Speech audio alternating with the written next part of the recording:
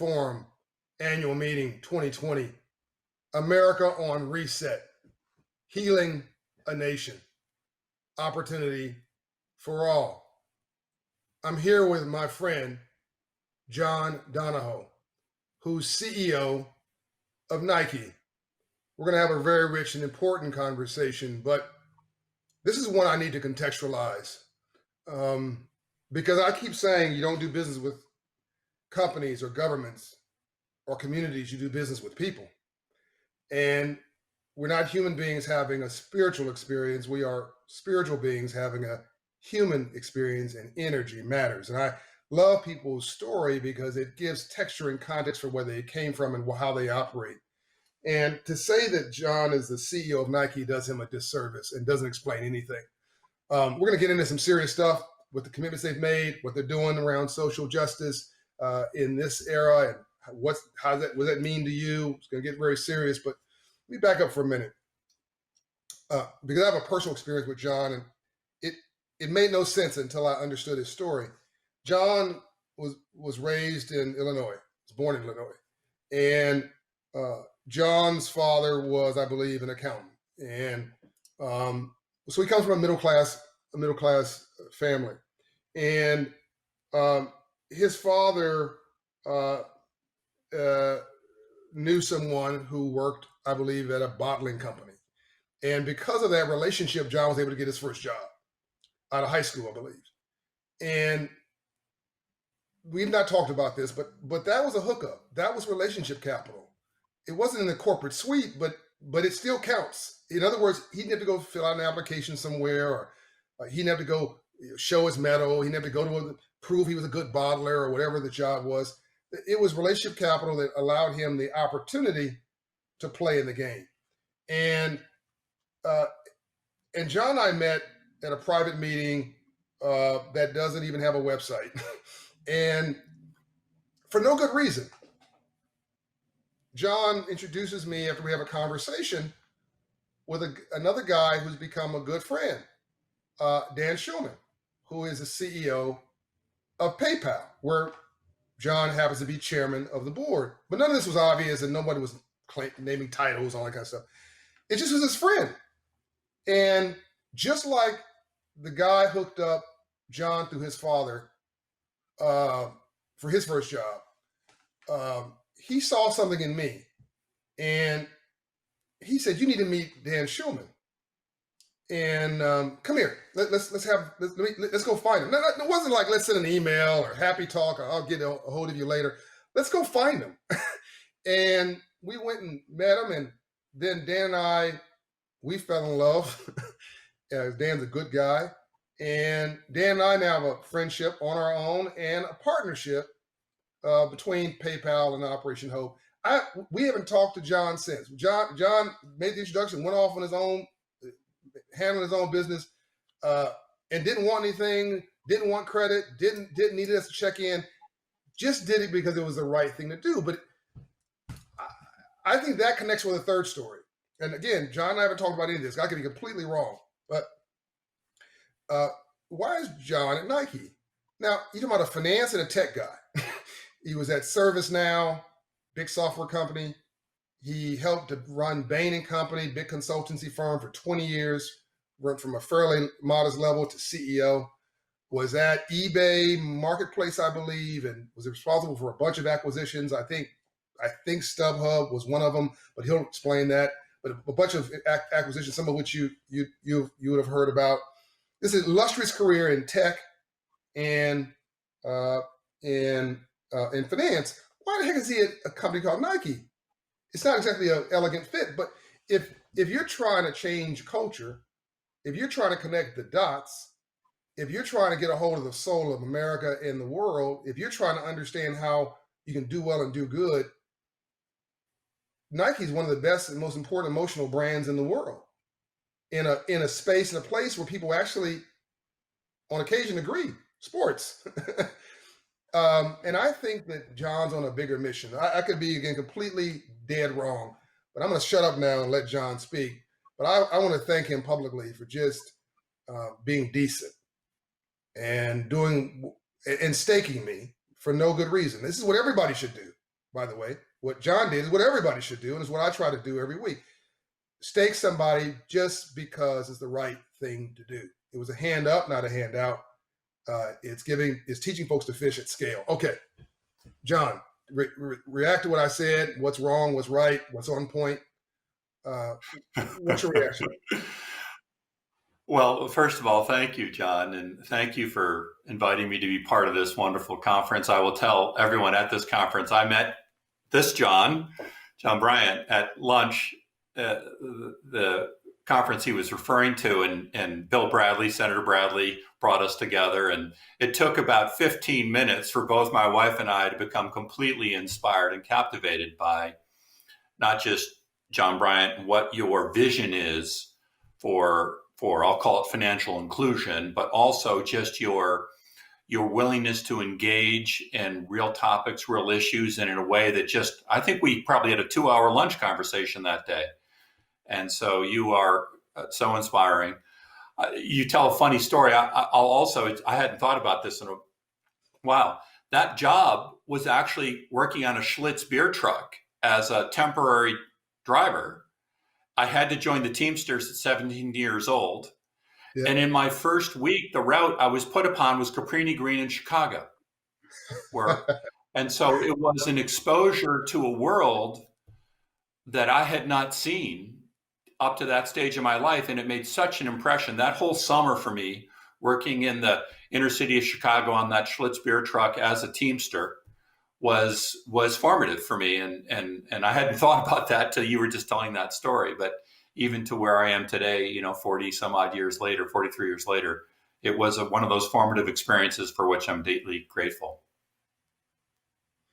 And did it inform my guess is that it informed your decency, your sense of fair play, that you recognize the playing field is not level. For instance, just real talk. You can come here and wear this Nike T-shirt. One, it's brand equity. You're the CEO, but you can get away with that. No one questions your credibility, your ethics, your integrity, your competency, your styling decisions. But if you're African American, you got to sit and wonder: can I get away with wearing a T-shirt on TV? Am I going to be discounted as a lightweight? Or people are going to say, "Well, he must be an athlete, or he can't be a business person." Do I have to reinforce the image of being a proper business person because of my uniform? And you, I think, recognize those inequalities in society to this day. And I think that what you've seen growing up has, frankly, just made you more decent. Because what you did at lunch and what Senator Bradley did at lunch was uncalled for. I mean, of course, I believe the right thing to do, but you didn't have to do it. Is it all connected? Is this all how you grew up inform who you are now? Sure. I because at the end of the day, we're all human. I mean, you and I were just talking before I came on this dialogue, and you were just talking about what you believe so deeply. We need to build bridges, not build oceans between us. That yes, we may be black, white, brown. We may be different religious or sexual affiliations, orientations, but at the end of the day, we have to remember, first and foremost, we're all human. Yeah. And then if we start with that understanding, and then we start with each one of our experience as a human is different, though, where we come from, the opportunities we may have been given, or the challenges we may have had, the as you said, the blessings and the adversities we've had to confront. If we bring that human awareness and that human empathy, there's nothing we can't do together. And I think that's never been more important. You and I were just talking about this than at this moment in society. And it's actually why, John, why I ended up joining Nike. It's, you and I haven't talked about this, but I was blessed enough to be, Phil Knight asked me on the board 5-6 years ago. And the last thing in the world that was on my mind is being CEO of Nike. I was a good board member, but then when the board and Phil and Mark Parker, my predecessor, came to me and asked me to consider this, I had to reflect. And I've always been a purpose-driven person, and a people-driven person. Right. And I'm 60 now, and I have never seen the world in a more polarized state in my adult life, right? Yeah. More fragmented. Polarization is in. It's not even just an observation. It's an active force in our world right now, and that's depressing to me. That's upsetting to me, and our historical institutions are not able to overcome that. And as I reflected, sport is one of the few things that still brings people together. Yeah. Right? Sports brings people together within nations. Sport brings people together across nations, the Olympics or the World Cup. And sport brings people together on the ultimate level playing field, right? It doesn't matter the color of your skin, your height, your size, your personality. If you can play, you can play. And maybe even most important at this particular moment in our country, you can hate your opponent on the sports field, but you play by a civil set of rules. And at the end of the game, after you've competed viciously, you shake hands and thank them. And so as I reflected, John, I sort of felt like the world needs sport today more than it ever has, because it is one of those institutions that still has credibility and is alive. Yeah. And Nike's at the center of sport. And so the decision to join Nike in my case was very purpose-based because of Nike's purpose of bringing inspiration and innovation to every athlete, and asterisk after athlete in the world. And the asterisk on the bottom says, if you have a body, you are an athlete. And so this notion of that human potential, just do it, and sport being a vehicle to bring people, societies, countries together is sort of why I've ended up having this wonderful opportunity here. And so it does tie almost all the way back to those early years. Yeah. And it connects all the dots for me.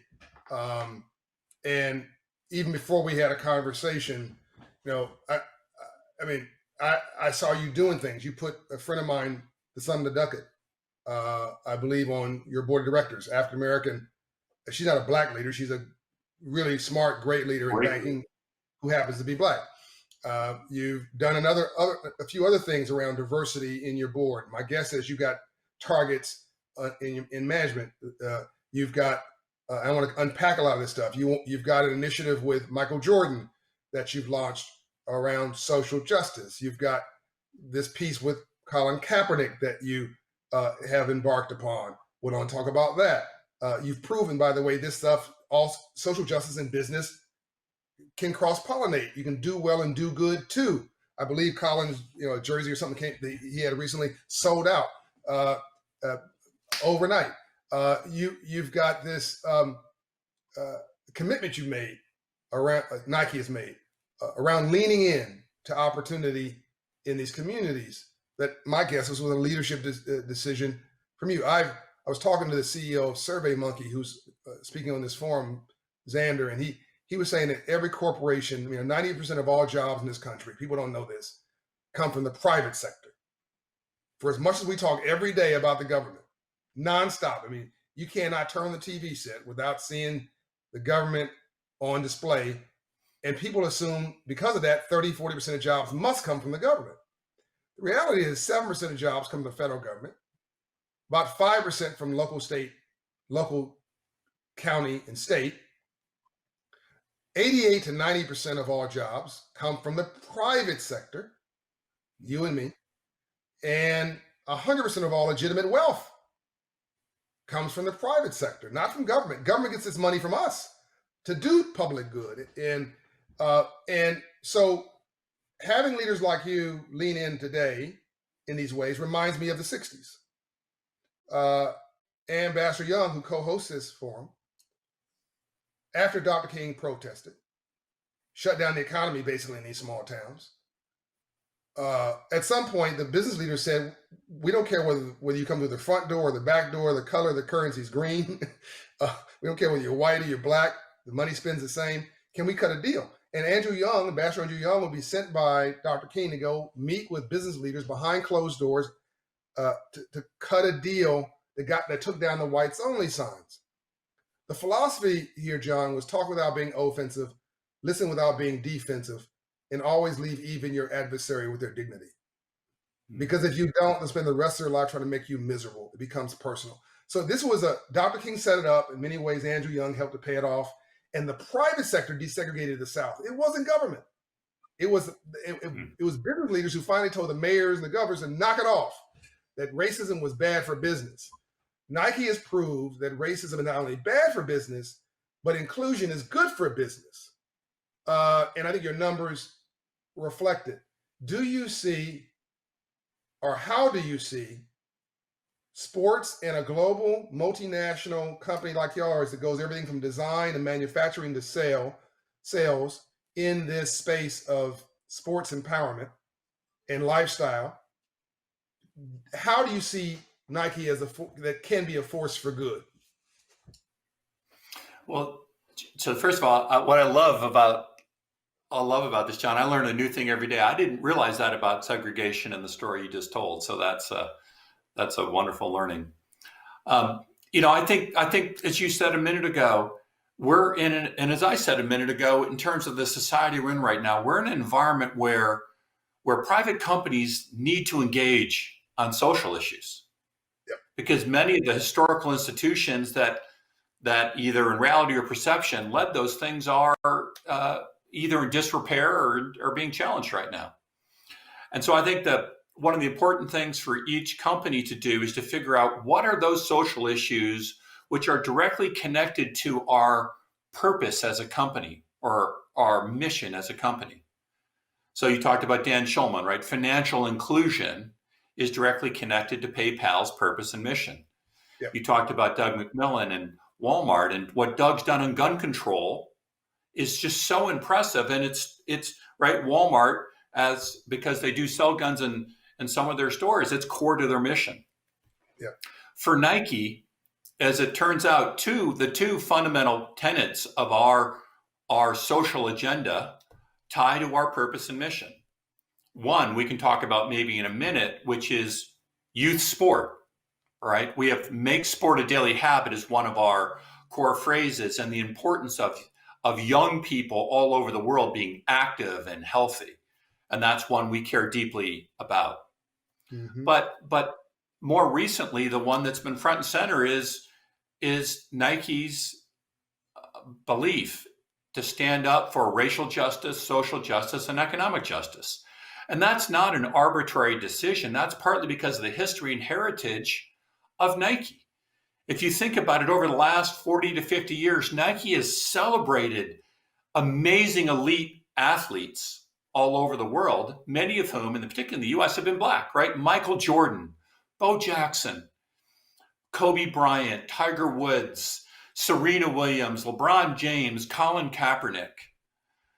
And in many ways, those athletes have helped Nike become who Nike is, and Nike's connection to Black culture through the Nike brand and the Jordan brand. And our consumer base, we're very clear, our consumer base skews differentially toward Black and brown Latinx consumers and customers all over the world. And so we believe we have a higher standard we have to hold ourselves to speak out on these topics, because they are what our history, our athletes, our employees, and our consumers care about. And so whether it was Colin Kaepernick or our Just Don't Do It campaign earlier this year, the reason we're willing to speak out on these topics is because it is so core to who Nike is and our purpose as a company, to believe in those athletes, to believe in sport, to believe in those cultures, and to believe sport is a way to make society better. And so I think, that's why that particular topic is of such importance and relevance. And I will also tell you, John, that this has been the last 6 months. And by the way, I take no credit for this. I just joined, Nike, at the beginning of this year. There's a long history and tradition that's deeply ingrained. I will tell you, the last 6 to 9 months for me have been some of the most significant learning periods of my life. Mm-hmm. Because as much as Nike's a leader externally on these topics, internally, our Black teammates tell us we still have room to go. If Yeah. we're not yet a leader in being a diverse and inclusive culture. We have some very good representation numbers on our board and in our senior management team and at certain parts of our company, but we're not the leader we are externally in standing up for these topics. We need to get our own house in order. And I think we're in a good starting point, but we have a lot of room to go. And so we've said our aspiration to be a leader externally on speaking out on racial and social and economic injustice, but we also want to be a leader in being the most diverse and inclusive company in the world. And so that dialogue, that takes having the uncomfortable conversation, right? That takes the inclusion is a hard thing, the sense of inclusion and belonging. We saw that in The Last Dance, right? It was so striking to me. Here's a Bulls team that had won 5 rings. And yet in the 6th season, you start the season, you got Scotty and Michael and Rodman and Kerr, and they're on the different pages, and how hard it was to get on the same page where they all felt in harmony. When they felt in harmony, they won, and when they didn't, they lost. That's the hard work we're engaging in inside of Nike as well as outside of Nike, and that that's a rich and meaningful dialogue and a rich and meaningful endeavor. It's very interesting you mentioned that. I love The Last Dance, and I've found basketball is a thinker's game, and it's a mental game. Most professional sports are. I consider myself a professional athlete of the brain. I'm exhausted every day, as are you. It's a different part of the body, but the book that I just wrote that came out last week, From Nothing, is about that mindset.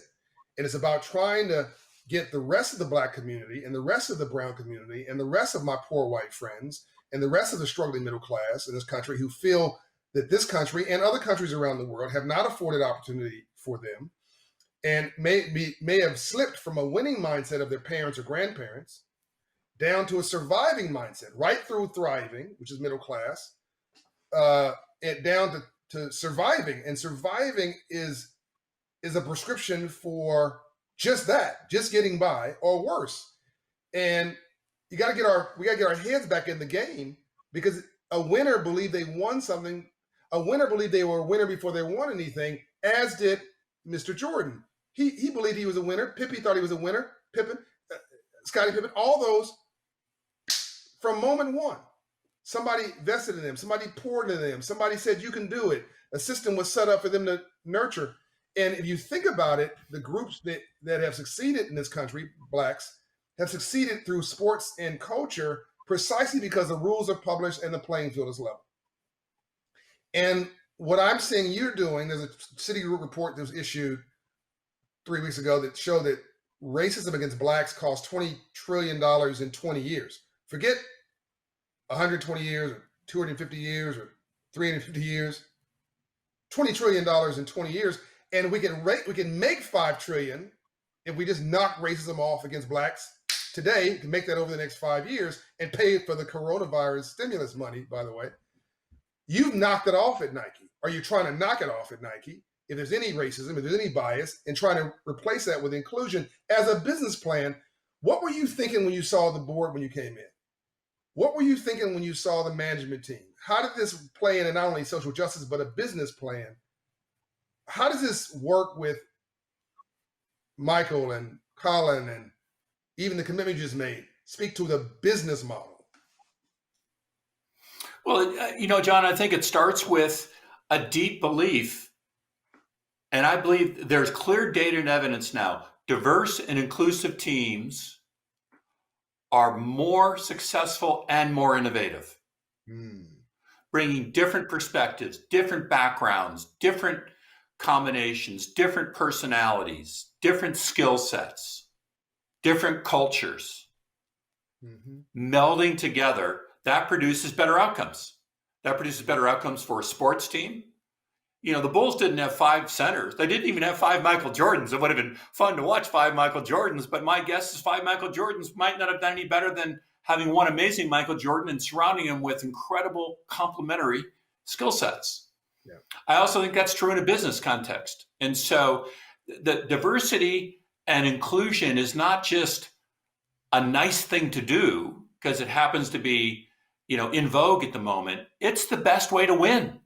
Yep. I would argue it's the only way to win sustainably. So you got to start with that deep belief. And it's funny because sports can teach us so much. We know that on the sports field, right? You pick you want to have a great point guard and you want to have a great number 2 guard. You got to have a good, you got to have a good outside shooter. You got to have someone that can rebound inside, and they have to appreciate each other and they have to play together and come together. Yeah. That to me is diversity and inclusion. And so whether it's inside of Nike, our commitment to be a diverse and inclusive culture is because it's the best way to win. Yeah. And so that means we need to bring different skill sets and backgrounds and then create an environment where we're learning from each other at all times. And as I said, we're doing a pretty good job of that.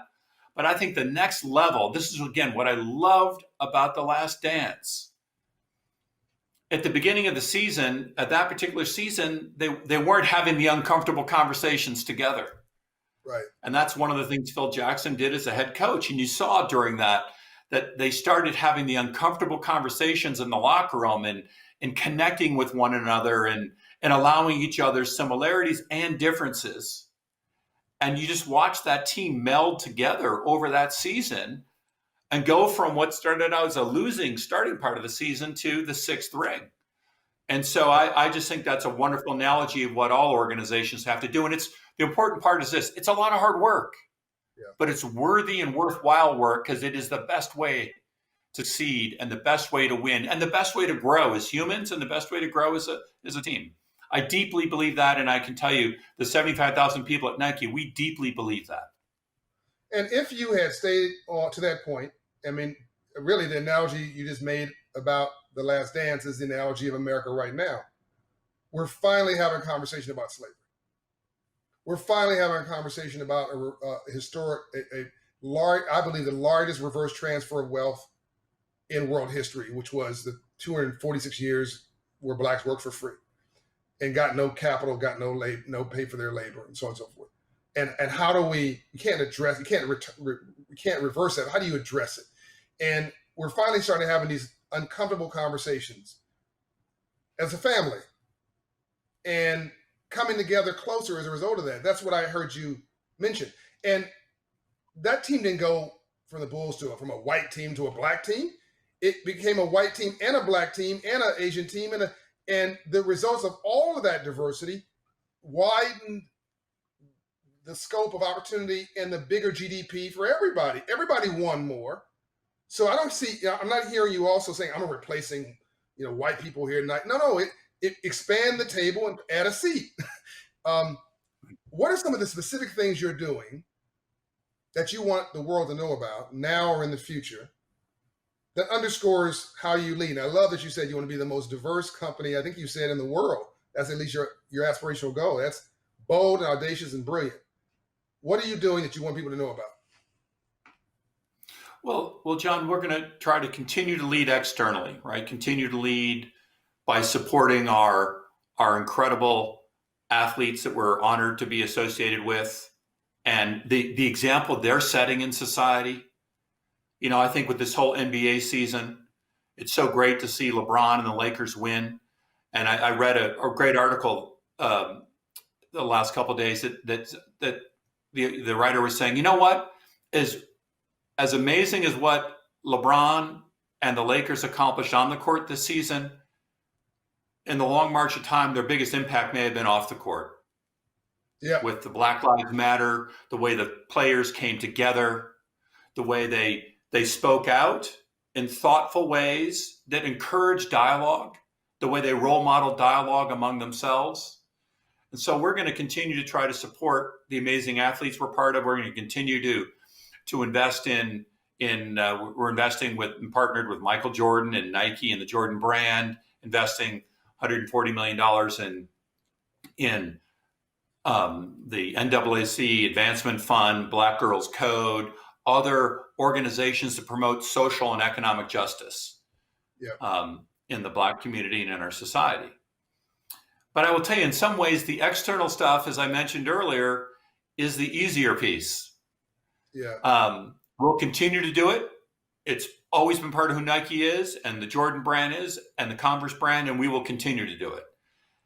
Some of the work we're doing internally is just what you're talking about, which is, yes, we publish representation goals. Mm-hmm. We publish each year the representation on our board of directors, across our VP team, across different levels of management. And we will continue to make marked improvement in becoming a more diverse and representative team at every level of the organization. And on one hand, I'm very proud of where we are and the progress we've made. On the other hand, we know that we have a long way to go to where we're truly reflective of the society. I think the harder work, though, I'll come back to the same thing, is then what do we do once we're all in the locker room together? Mm. And that's where having the uncomfortable conversation, that's the starting point of, I think, building a diverse and inclusive team and society, where we say, you know what, we're all on the Nike, Jordan, and Converse team. So let's remember, that's the first thing. We're on the same team. Right. That should give us permission to have a very rich and honest and sometimes vulnerable conversation with one another about some of the issues you're talking about. I will tell you, the dialogues that happen inside of Nike, and I know this is true of so many organizations, after the events around George Floyd's killing, there was more rich dialogue, compassion, empathy, tears, understanding, learning, grappling than I've ever seen. And I know I emerged feeling like I was a more compassionate and understanding person out of it, and a more compassionate, understanding leader. I think a whole organization realized that this was a positive step for us, painful step, but a positive step to begin a greater level of mutual understanding. And now, how do we build on that? That's the hard work we're engaged in right now. How do we build on that? I'm glad you're there. And I'm glad you're there right now. I was a little shocked when I saw the move, but not surprised, because you're always looking around the corner. And I'm glad that the people who are participating in this forum and watching it around the world are seeing not only your intellect and your commitment, but also your humanity. None of this is scripted. You know, this is all just me and John having a conversation. You're seeing it as it's happening, and you can judge for yourself the realness of the person that you're hearing this from as a CEO of Nike. What, to me, this is you didn't have to do this, so this is a bit of a legacy piece, in my opinion. That you know, what do you want to be known for? What did you leave to society? As we close, as we wrap up, is there anything that you want people to know about your mark that you want to leave? You're already using what I call the balance sheet or the budget of Nike to express what you believe the company should articulate as its values. You've done some things that, again, board level with the About Us page, the board level, some work still needs to be done in management, I'm hearing, and with line employees, external investments. But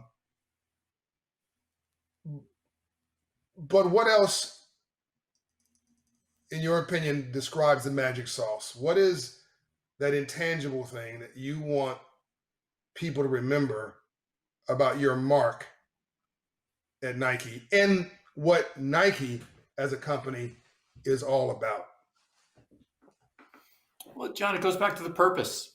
It goes back to the purpose and where we started, which is, in many ways, you could argue in the last 30, 40 years, sport has been the thing we did in our free time. Sport has been entertainment. Sport has been enjoyment.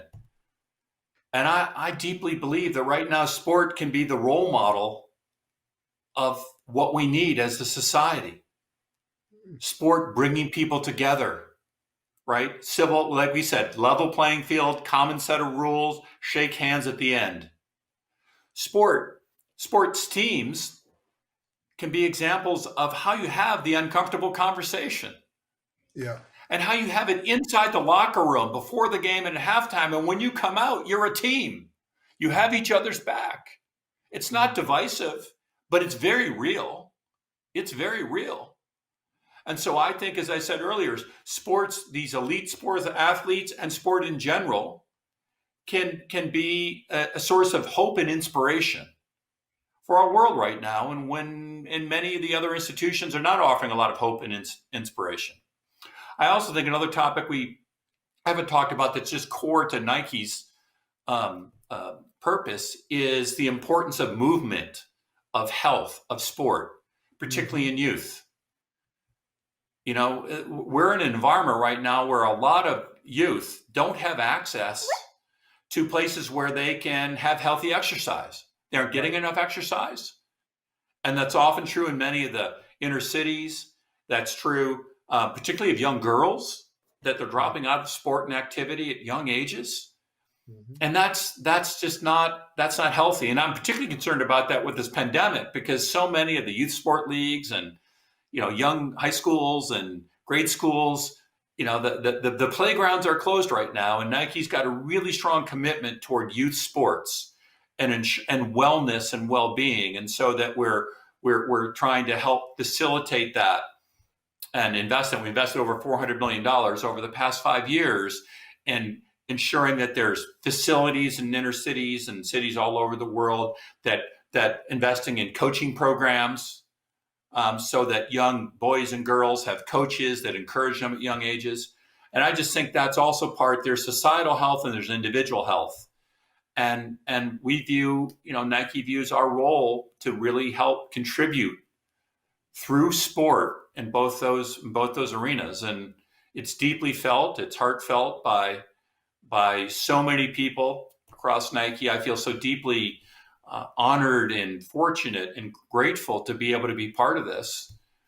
And I think the world's never needed it more. And so we get up every day trying to do our part to contribute toward a better society, a better humanity. You know, I again, my new book, I talk about everybody wants to be an American, but Americans.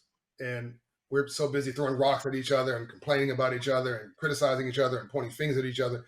And the Bible says a house divided cannot stand. This only benefits certain countries, I won't mention, that would love to see us divided so they can take our place. They complain about America because they want to be America. They want our way of life. They want this conversation. They want our spirit. They want our freedom. They want our aspiration. They want our opportunity. They want our sports teams, our GDP. Only we can give that up. They can't take it. We got to shoot ourselves in the foot. We got to screw up the magic sauce by playing games with each other. And I don't mean games on courts. And what this last piece you said about coming together and using sports as that place where you can have, yes, a social justice symbolism, but also a societal healing. Whether you're black and brown urban, or you're poor white rural, or you're struggling middle class, or you're the children of some of the wealthiest people in the world, you're all watching that game. You're all rooting for the same team or a team. Your endorphins are kicking in the same way. And for a moment, we're one. Let's extend that thread and redefine our culture and expand opportunity for all and heal a nation.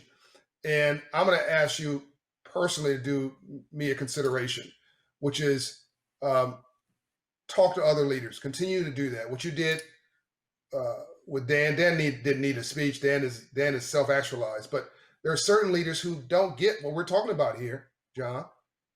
I hope they're sitting here watching, taking notes. There's no embarrassment in here. Where they are, they're about to say what you've said and how you've led, because it's worked for you, and it's working even more for companies that embrace these philosophies. This inclusion is profitable. It builds wealth. It also makes you sleep better at night.